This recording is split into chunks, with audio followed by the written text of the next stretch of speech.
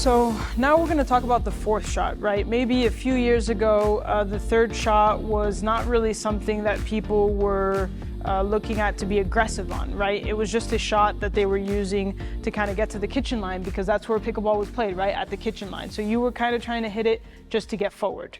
And so now things have kind of changed, right? The third shot has become a really aggressive shot, a ball that you can be really aggressive on. And so that has put a new emphasis on your fourth shot, right? So now we have people that are hitting really aggressive third shot drops, really aggressive third shot drives. And if you don't know what fourth you should be hitting in those scenarios, you can really get in trouble, because the emphasis on the third is way more aggressive than it used to be, right? So let's say Catherine hits a hard drive to me, right? And she's able to keep her drive nice and low. My goal with my volley is making sure that I can keep that ball nice and low, right?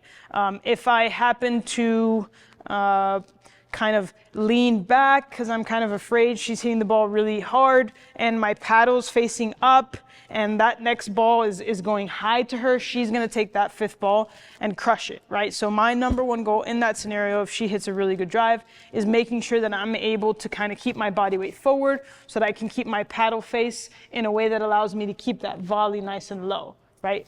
So she hits that third shot drive, and I'm here.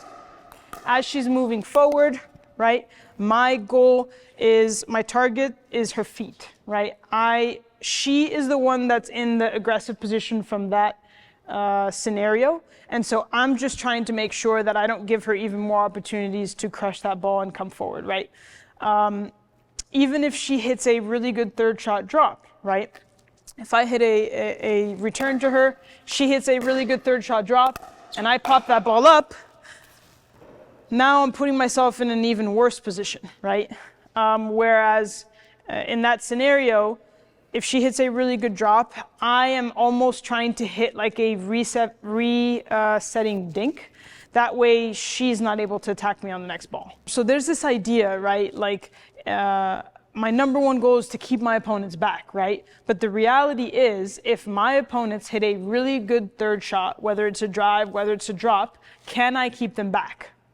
No, the answer is no, you can't.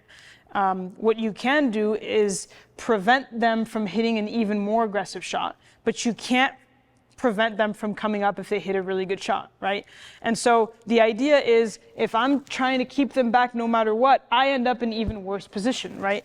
If Catherine hits a really good drop and I'm trying to keep her back, now I'm putting myself in a position where she has a ball above her shoulders and me and my partner are sitting ducks, right? So in that moment, I have to realize Catherine hit a fantastic drop. My target is her feet, and I'm just trying to make sure that we get into a kitchen rally, right? Instead of it being she's coming forward and hitting a ball above her shoulders, right? It's already difficult enough to hit a good third shot. Let that be the most difficult part for them. If they are able to accomplish it, then they're able to get forward, then at least they earned it, right? So we'll do that again. Really good drop. And so in that scenario, Catherine hits a really good third shot. My target now becomes her feet so that she's not able to attack, and now we get into a dink rally, right? So at least in that scenario, Bethany and I have a better chance than compared to the other scenario where Catherine's running forward and has a ball above her shoulders that she can kind of crush. So just remember on that fourth shot, if they hit a good shot, your target becomes their feet, and you're trying to make sure that you prevent them from getting to the kitchen line at a huge advantage with the ball above their shoulders.